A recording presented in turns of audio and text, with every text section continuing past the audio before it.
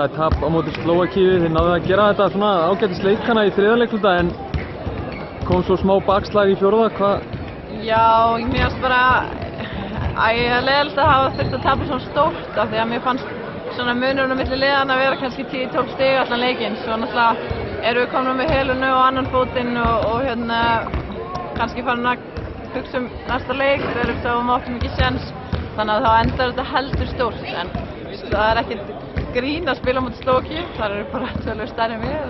Já, þetta var virkilega erfitt, það er unnu frákastabaráttan til dæmis 54-34, þannig að þetta var mjög erfitt að spila mútið svona liði en eitthvað sem þið getur tekið í leikina móti Bosníu? Já, klárlega, mér finnst svona baráttan kannski í 20-25 mínútur vera góð og við þurfum að taka hana með okkur móti Bosníu, ég held að Bosníu verði erfiðari heldur en þessar.